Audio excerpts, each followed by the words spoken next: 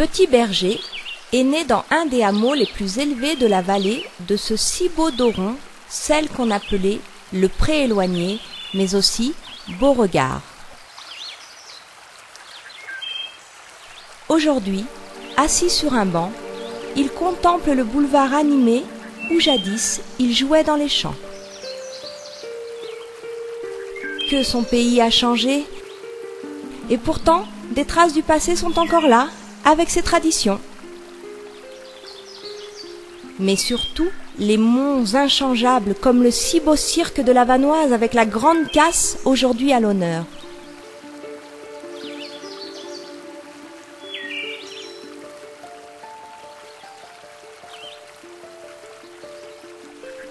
Le beau vallon de Pralognan ne fut pas toujours si accueillant. Un Doron bien indiscipliné, un cirque de haute montagne qui ne laissait guère le temps aux rayons du soleil de mûrir les grains, des hivers aux tempêtes effroyables, autant de facteurs qui faisaient que les hommes étaient bannis de ces lieux austères avant le Xe siècle.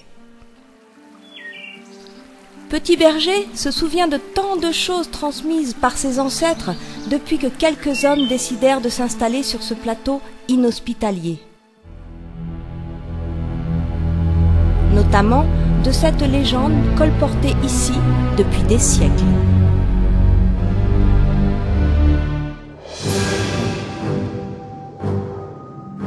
La vallée était hantée par des esprits malfaisants qui n'aimaient pas les hommes. Parmi eux se trouvait frère Jean. Les diables de la Vanoise, redoutant sa vertu, n'osèrent rien détruire. Mais une nuit, alors que frère Jean s'assoupit, ils coururent de toutes parts. Heureusement, il s'en alla vers ces démons et leur cria « Anges maudits, cette église et ces maisons que vous prétendez anéantir, vous les consoliderez à jamais. » Débarrassé de ces démons, la vie s'organise, rythmée par la succession immuable des saisons.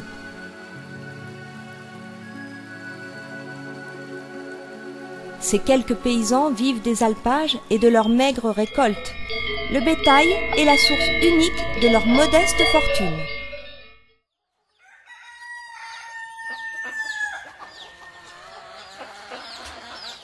Ici, on coupait le seigle, où on arrachait les patates.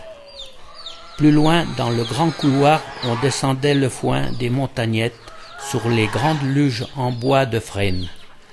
Les femmes lavaient le linge au bachal. Les petits gardaient les troupeaux aux abords. Sur le sentier, avec une carriole ou à dos d'homme, on rentrait le bois nécessaire pour l'hiver. C'était le village du travail. On songeait à vendre nos fromages fabriqués tout l'été en alpage, et du sacrément bon.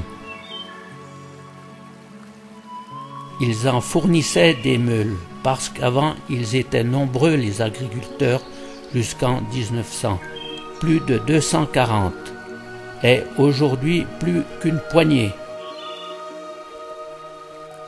Pour lutter contre la nature inhospitalière, ils sont très croyants. Ils bâtissent églises, chapelles, oratoires qu'ils parent des plus beaux ornements et retables. Ils vivent au rythme des sacrements.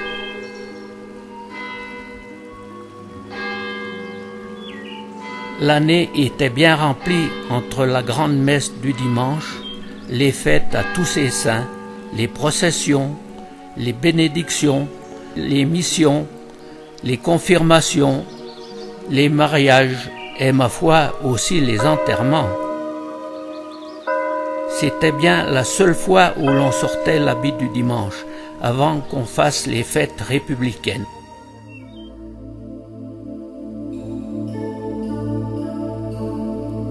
Les hivers sont longs pour cette communauté qui vit repliée sur elle-même.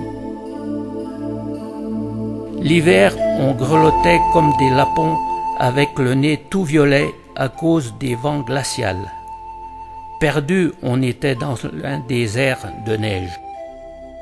Heureusement, On avait fait des provisions dès l'automne en tuant le cochon. Alors on copiait les marmottes en s'enterrant dans nos maisons.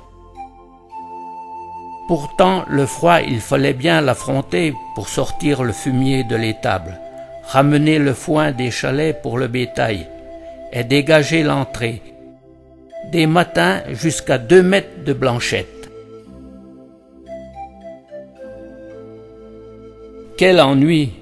Pour ça, on avait tout le temps de discuter, d'astiquer le fusil, de tailler de beaux balcons et des jouets en bois pour les gosses, pour cadeaux à la Noël, et emmagasiner des forces pour le printemps où là, on chômait pas.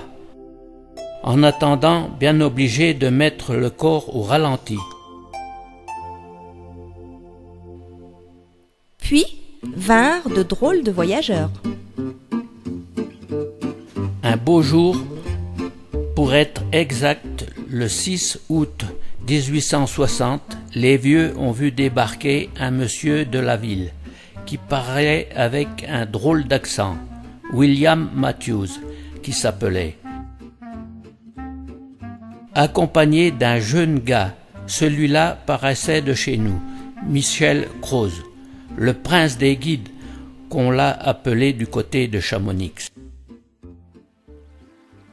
Ils étaient bien différents des colporteurs chargés de pacotille, des moutonniers, des acheteurs de gruyère, ou encore moins des contrebandiers ou des chasseurs alpins. Parce que eux, on les connaissait bien avec toutes les manœuvres qu'ils avaient faites dans le pays. Ils venaient simplement pour monter au sommet de la Grande Casse. Par Dieu, juste pour le plaisir de grimper là-haut sur notre pyramide. Quelle drôle d'idée ils avaient, ces cols blancs. Depuis tout temps, nous autres bergers et chasseurs, on faisait bien un peu de l'alpinisme.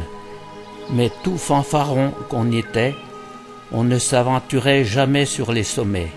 Ils pouvaient rien nous apporter. Alors, à quoi bon ?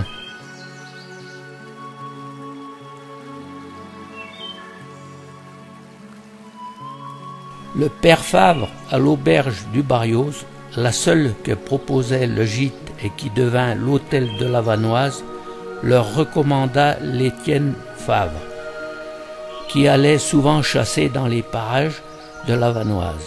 Et pour 5 francs, il a accepté de les accompagner. Quand Étienne nous a raconté son aventure autour d'un bon verre de picrate chez le tenancier Roland, près de l'église, on n'entendait même pas péter une mouche.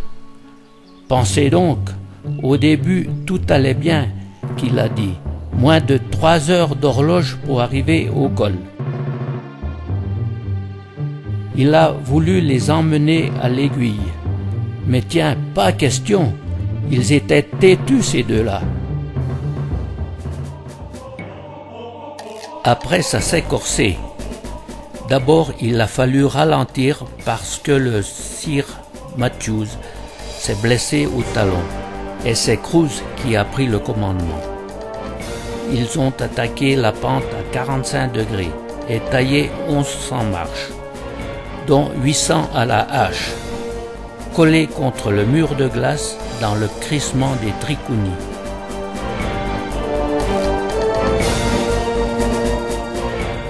Sûr qu'à ce moment-là, Étienne, il a dû regretter ses 5 francs.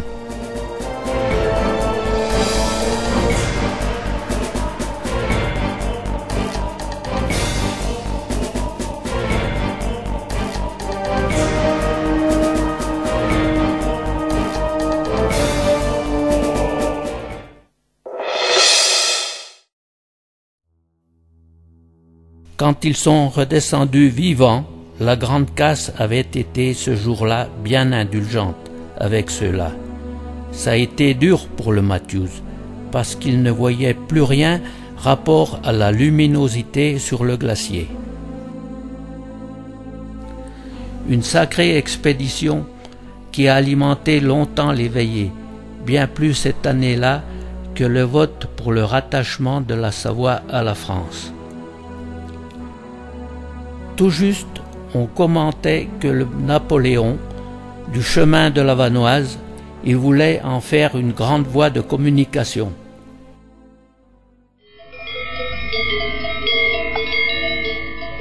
Des saisons d'alpage, on en a vu passer d'autres. Toute une armada d'alpinistes qui appartenaient tous à un groupement de mêmes fous qu'ils appelaient Club Alpin.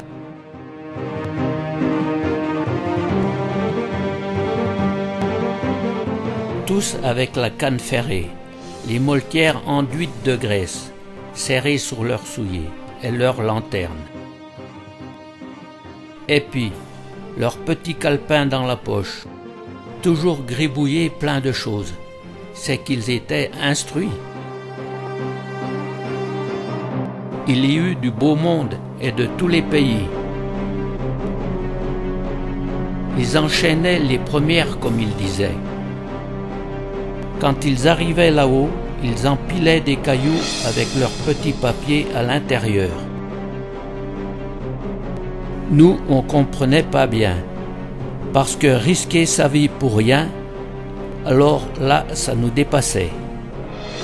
Mais on commençait à s'habituer, et puis que diable, ils payaient bien.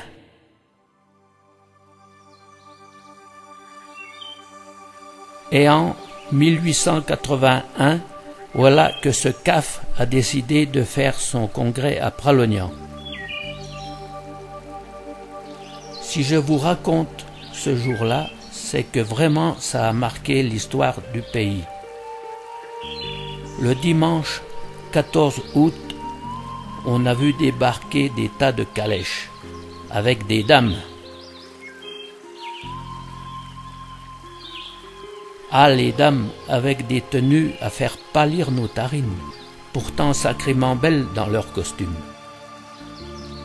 De ce jour-là, on s'est dit que si ceux-là étaient venus, pourquoi pas d'autres? Ah, on peut dire que le Matthews nous a changé la vie.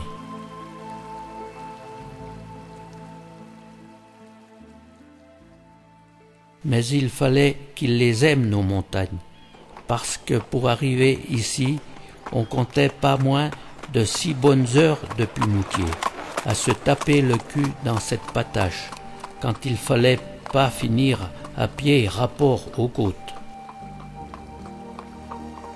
Du périlleux chemin qui nous reliait à Beauzelle, ah, je pourrais vous en conter des catastrophes sur ce tracé de char quand il fallait se rendre à la foire de Moutier pour vendre notre bétail, notre fromage et faire provision. Il y en a des gars qui y sont restés dans ces belles mais foutues gorges de Balandaz.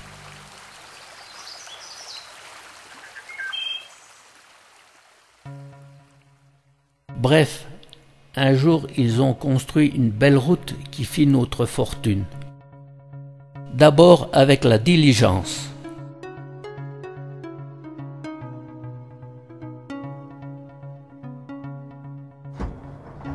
Et pour finir, les autobus.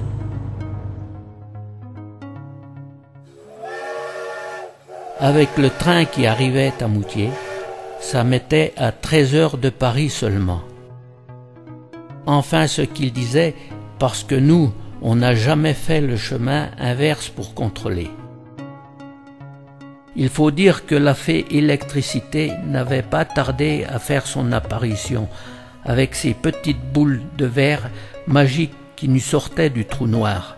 Et puis, on a eu le télégraphe et le téléphone en 1901, et même un tramway qui reliait Moutier au Villard du Planay. Oh, ce n'était pas pour Pralognan qu'ils avaient fait tout cela, mais pour l'usine. Et pourtant, c'était bien nos glaciers et nos torrents qui procuraient cette énergie qui courait sur les fils jusqu'aux villes.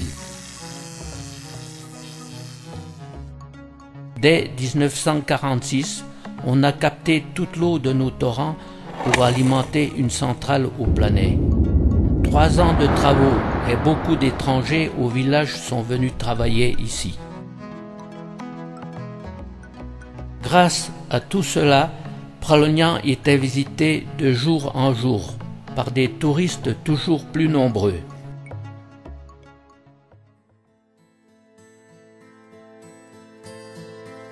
Deux familles de grands guides firent une sacrée publicité, les Amier et les Fabre. Ils étaient fichtrement renommés et ils ont aligné des sommets à conduire ces grands messieurs, et même à Chamonix. Ils en ont vu du pays ceux-là, appris des langues de plus que le patois.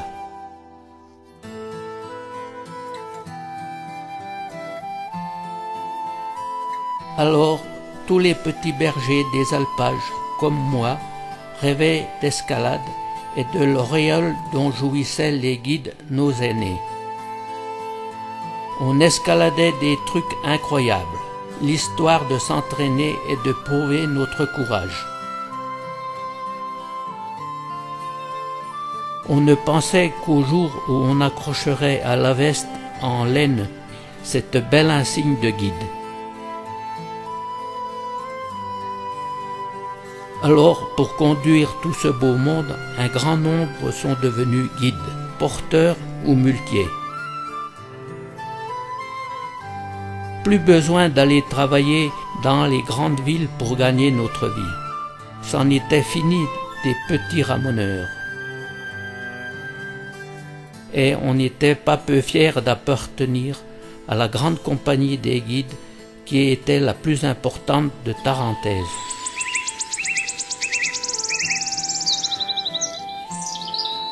Il faut avouer que rien ne manquait ici pour favoriser ce mouvement. Le grand air pur pour ces baigneurs de bride qui poursuivaient ici leur cure de climatologie. De belles forêts, les glaciers, et que diable, bon gîte et bon couvert. Surtout avec notre nouveau palace qui au début s'appelait le Petit Mont-Blanc. Un gars du pays, le Roland qui l'avait construit en 1894. Une vraie révolution dans le pays. Un hôtel qui faisait l'effet d'un grand monument à côté de nos petites maisons. Avec ses vastes salons, salles de bain, eau fraîche à tous les étages et les beaux jardins.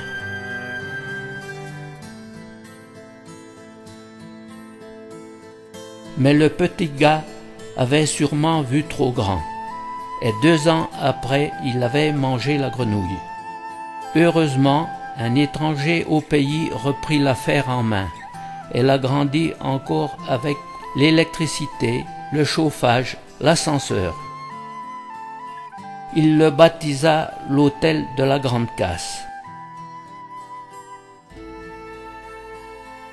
Alors le pauvre père Fabre, avec son auberge, qui avait fait de belles heures de notre village, fut rendu à la ruine et vendit. Ces beaux messieurs et dames, ils préféraient le confort de toutes ces choses nouvelles. Quand on pense qu'à Val d'Isère, à la même époque, ils offraient que les écuries pour gîtes. Mais nous, les gosses du village, on était bien un peu jaloux. On les épiait avec leurs beaux costumes rayés, à s'amuser toute la journée. C'est pas avec des culottes pareilles qu'ils auraient pu mettre genoux à terre pour jouer aux billes. Même nos pères qui avaient partagé avec leurs clients tous les dangers de la montagne n'assistaient pas aux grandes soirées. D'ailleurs, eux non plus, ils n'avaient pas l'habit pour. Mais tous ceux qui nous visitaient, c'étaient plus en majorité des vrais alpinistes comme avant, mais bien ces landis de la ville. Ils venaient tous porter leur face palichonne à la montagne, envoyés par les médecins de Bride-les-Bains qui prétendaient qu'ici tout était bon. C'est pas pour ça que nous autres, on n'avait pas aussi des maladies comme tout le monde. Mais bon. Le plus haut qu'ils allaient, c'était aux fontanettes, à l'heure du thé, pour déguster des tartines de beurre avec nos confitures et le miel au goût de noisette, ou vers Chaulière à la baraque à goûter. Ils se rendaient à la cascade de la Fraîche, dans la forêt d'Isertan, pour se prendre en photo. Quant aux dames, à part de changer de toilette moult fois par jour, leur plaisir, c'était de mettre à saccage nos champs de fleurs pour garnir leur table à l'hôtel. Notre flore était magnifique, des champs complets de chardons bleus, narcisses, rhododendrons et bien sûr de l'édelweiss à foison dont on décorait même les assiettes des visiteurs à la place de la salade aujourd'hui.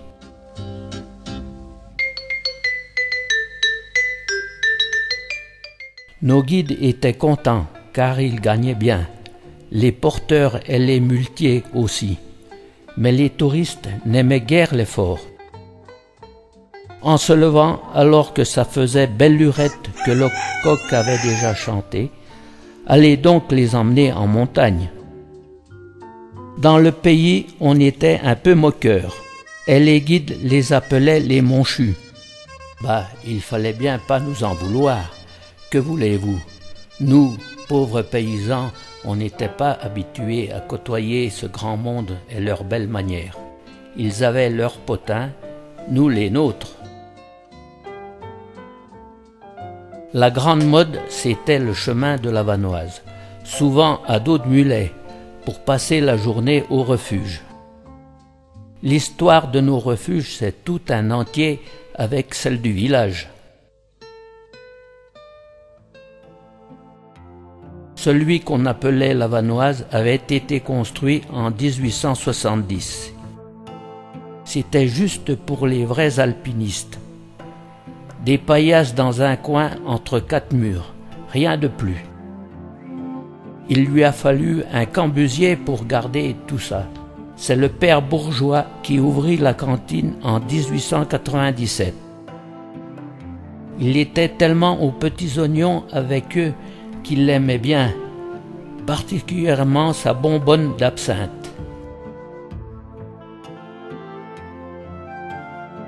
Et voilà que la même année, le président de la République, Félix Faure, qui passait les troupes de chasseurs alpins en revue dans la région, décida de franchir le col de la Vanoise.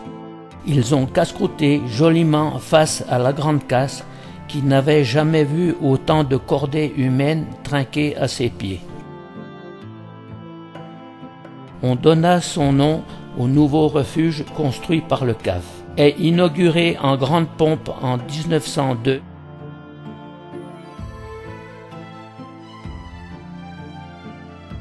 Ah, celui-là, il avait belle allure, plus confortable. Au bout d'une saison d'affluence, ça ne lui a pas convenu au père Bourgeois. Il préféra le modeste refuge des Lacs, construit en 1900 à la place de l'ancien refuge dans la vallée de Chaulière. C'est Coutet d'une famille d'hôteliers à Chamonix qui le remplaça à Félix Faure. Mais il faut que je vous parle d'un autre grand bouleversement. Un jour, en 1899, le Joseph-Antoine Favre, un des grands guides dont je vous ai parlé, nous présenta des espèces de planches taillées en pointe. Là, on est restés tous figés, parce que, parole de montagnard, jamais en Tarentaise on n'avait vu ça. Mais bon, les hivers étaient tellement longs à ruminer au coin de la cheminée qui nous brûlait le devant et nous gelait le derrière, qu'on était tous disposés à le croire.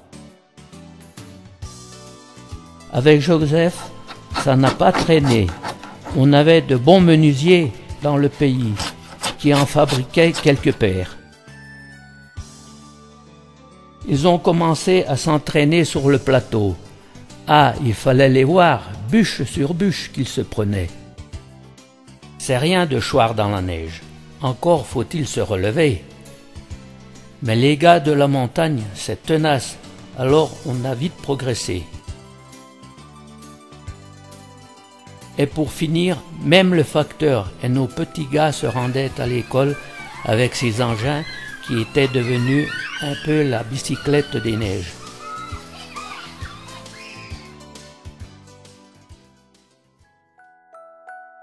À la même époque, à la messe de Noël, on a vu de plus en plus d'étrangers aux couleurs bariolées. Ce qu'on se pelait à l'église, et ils nous ont bien aidés à installer le chauffage. Et voilà que les gens de la ville se prenaient de passion pour ce qu'ils nommaient les sports de la glisse, alors que pour nous autres, ce n'était encore que source de tracas. On les voyait avec leurs luges, certaines avec un volant qu'ils appelaient d'un drôle de nom, bobsleigh qu'ils disaient. Et bien sûr leurs planches. Mais nos petits gars qui s'étaient entraînés étaient bien meilleurs et ils ont commencé à leur enseigner les rudiments, le b.a.-ba. Et les voilà, eux qui conduisaient les touristes sur les glaciers en été, à enchaîner les premières à skier et à se transformer en moniteurs en hiver.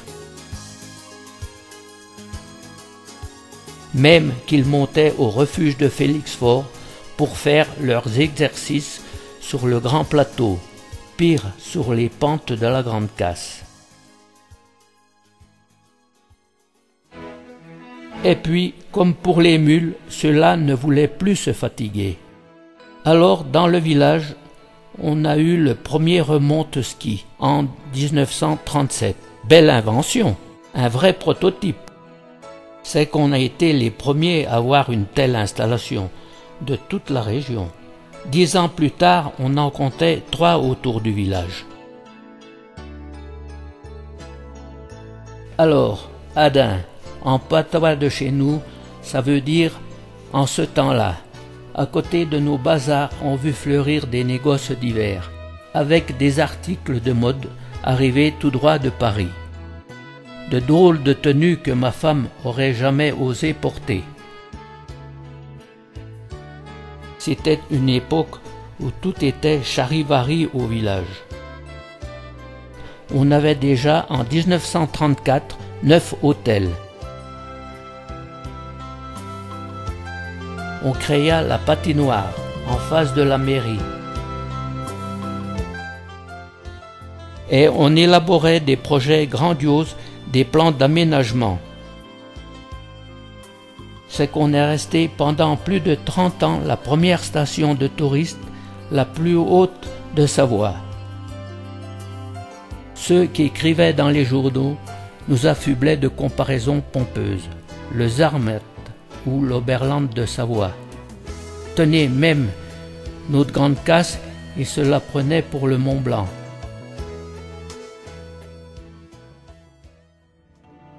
Durant toutes ces années, la montagne a repris de temps à autre ses droits et se vengeait en prenant des vies.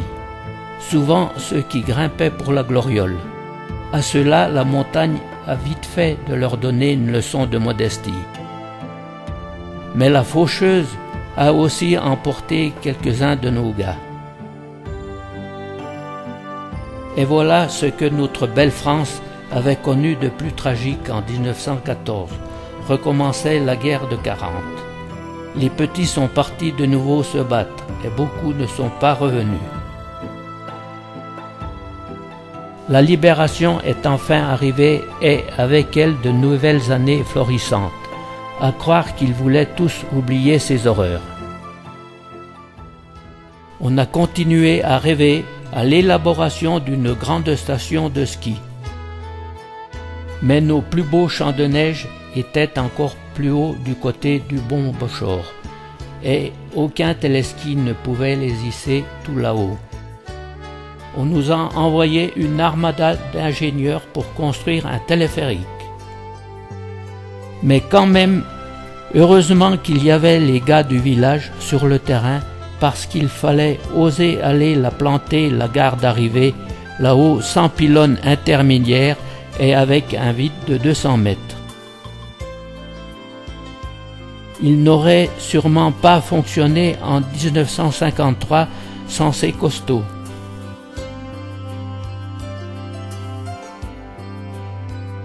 Et de plus en plus feignant ces visiteurs, alors on leur a installé des télésièges.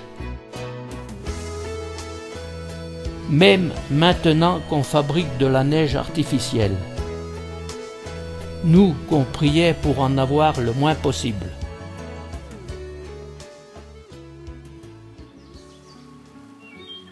Il faut aussi que je vous dise qu'on a créé le parc national de la Vanoise.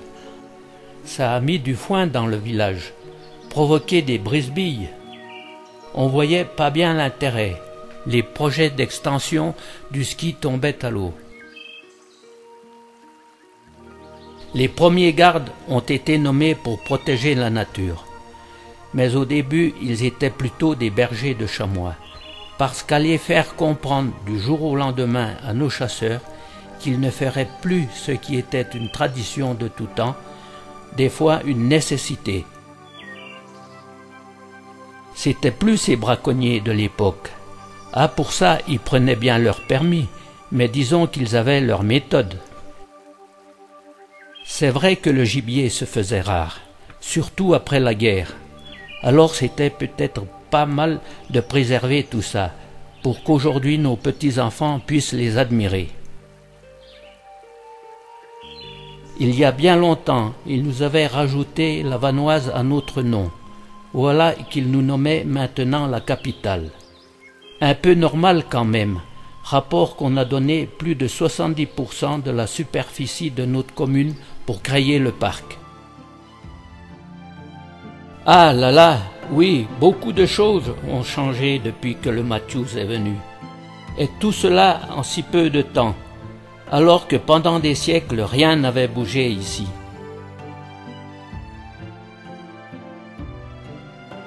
On n'entendait plus nos cordonniers qui reclouaient les chaussures de montagne à grand bruit.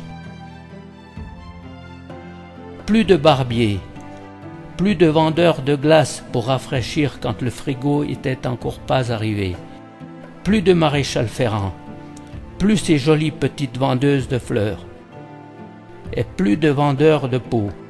Disparus tous ces petits métiers. Jadis, les hameaux étaient bien séparés. Aujourd'hui, ils sont presque tous reliés.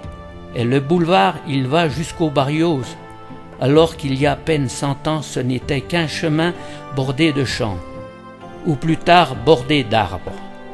Que c'était beau! On a construit d'autres hôtels, des résidences, des maisons d'enfants, des centres de vacances, un office du tourisme, et même qu'on a accueilli les Jeux Olympiques en 1992.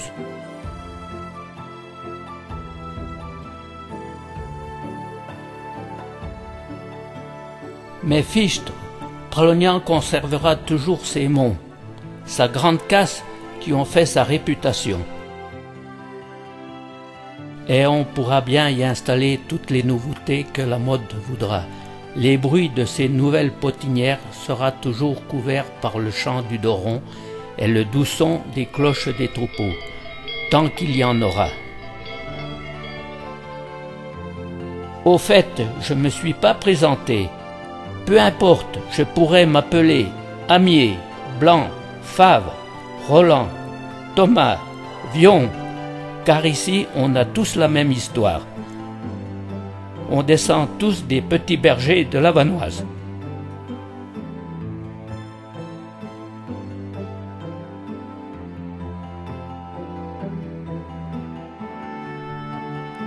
Nous fêtons le 150e anniversaire de l'ascension de la Grande Casse, l'année 1860 où elle perdit sa virginité, mais aussi et sans aucun doute l'amorce d'un changement radical dans les traditions ancestrales de cette haute vallée de Tarentaise.